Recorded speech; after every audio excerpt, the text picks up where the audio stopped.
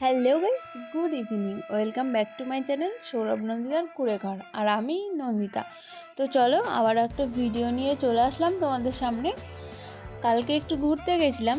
কোথায় গেছিলাম সেটা তোমরা লাস্ট পর্যন্ত ভিডিওটা দেখলেই বুঝতে পারবে। আর আমার চেনাদের মধ্যে তোমরা অনেকেই গিয়েছো, আমিও দেখলাম তোমাদেরকে ফেসবুকে সবাই অনেক স্টোরি দিয়েছো। তো চলো দেখো, বেরিয়ে পড়লাম এখন। আর দেখো এখানে একটা গ্রামের রাস্তা, তাও দেখো কত জ্যাম। রাস্তায় অনেক ভিড় হয় সন্ধ্যাবেলায়। এই আমাদের রঘুনাথগঞ্জের রাস্তায় অনেক ভিড় হয়।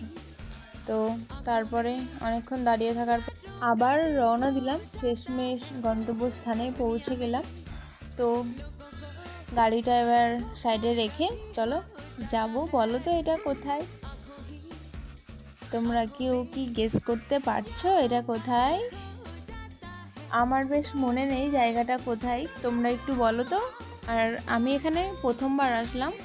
আমার বর কিন্তু বেশ ভালো, সত্যি কথা বলতে। যে কোনো জায়গায় ধরো কোথাও মেলা টেলা হচ্ছে আমাকে বলে যে এখানে মেলা হচ্ছে, যাবা না কি? তো চলো চলে আসলাম আমি, আমার বর আর আমার টুবাই, মানে আমার ভাই দেওর। তো এখন যাচ্ছি। আর এই ওপরে সাজিয়েছিল, বেশ খুব সুন্দর লাগছিল সাজানোটা। চলো যাওয়া যাক। দর্শনটা তোমরাও করে নাও, আমি তো করে নিয়েছি আগে থেকে। আমি গিয়েছিলাম দ্বিতীয় দিন, মানে পুজোর পরের দিন গিয়েছিলাম। আমি দ্বিতীয় দিনে গেছিলাম। এখন কদিন থাকবে আমি জানি না, মনে হয় সোমবার পর্যন্ত থাকবে। তো এখানকার লাইটিংগুলো বেশ সুন্দর, মেলাটাও বেশ সুন্দর। মেলাটা পুরোটা ঘোরা হয়নি, যেহেতু আমি অত মেলাতে কোনো কিছু কেনাকাটা করি না, তো মেলাটায় ঘুরিনি অতটা। আমার ঠিক মেলার জিনিস পছন্দ হয় না। তো মন্দিরটা দেখেছি আর কিছু খেয়েছি। তো তোমরা ভিডিওটা লাস্ট পর্যন্ত দেখলেই সম্পূর্ণটা দেখতে পাবে। খুব সুন্দর সাজিয়েছিল। আর এখানে ভিআইপি যারা ছবি তুলবে তাদের জন্য 200 টাকা করে মনে হয় নিচ্ছিল।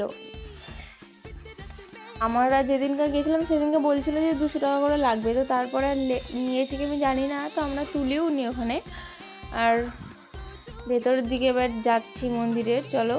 আর এটা থিমটা হয়েছিল আমার যতটা মনে হলো যে শোনা কথা, জগন্নাথের থিম হয়েছিল, জগন্নাথ মন্দিরের থিমটা হয়েছিল। আর এখন দর্শনটা করে নাও আগে।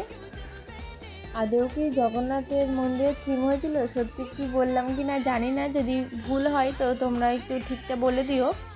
আর দেখো মন্দিরটা খুব সুন্দর সাজিয়েছিল, আমার তো খুব পছন্দ হয়েছে। আর আমি প্রথমবারই গেছি সত্যি কথা বলতে। এখানে আমার 3 বছর বিয়ে হওয়া হলো, 2 বছর, আর 3বার আমার বিয়ের পর 3বার পুজো হলো।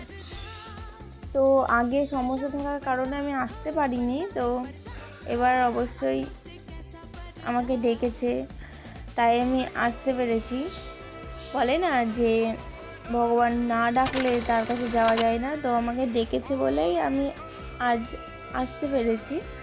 তো দর্শনটা একটু করে নাও তোমরাও। আর প্যান্ডেলটাও বেশ সুন্দর হয়েছিল, খুবই সুন্দর, আমার তো খুবই ভালো লাগছিল। আমার বরের মুখেই শোনা কথা যে মুর্শিদাবাদে এটা নাকি সব থেকে বড় গণেশ পুজো। এখানে বলে সব থেকে বড় গণেশ পুজো। তারপরে কয়েকটা ছবি টবি তুলে তো তারপরে চলে গেলাম খাওয়ার জন্য। তো তারপরে খেলাম এখানে ডিমের চপ আর ঘুগনি খেলাম, তারপরে আইসক্রিম খেলাম না, তারপরে ফুচকা খেলাম, দিয়ে আইসক্রিম খেলাম। আর ফুচকাটা আমার একটা দাউর খাইয়েছিল আমাকে, আমার মাসি শাশুড়ির ছেলে। দেখ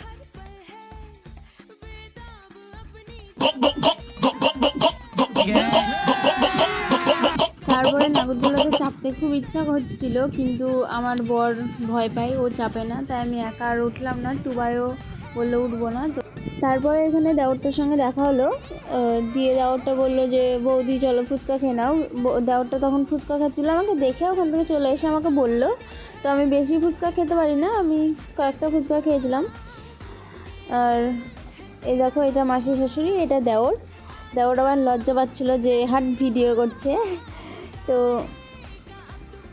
দাদার কাছ থেকে তখন নাম্বার নিচ্ছিল।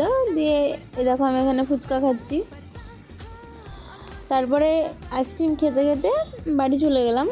টাটা, গুড নাইট সবাইকে। সবাই ভালো থেকো, সুস্থ থেকো। আর কে কে মেলাতে এসেছিলে অবশ্যই আমাকে কমেন্ট করে জানিও, তাহলে আমার একটু বেশ ভালো লাগবে। আর ভিডিওটা কেমন হয়েছে অবশ্যই অবশ্যই জানিও যে ভিডিওটা কেমন হচ্ছে। আর যদি কোনো জায়গায় ভুল থাকে তো আমাকে বলো, আমি ঠিক করার চেষ্টা করবো। টাটা।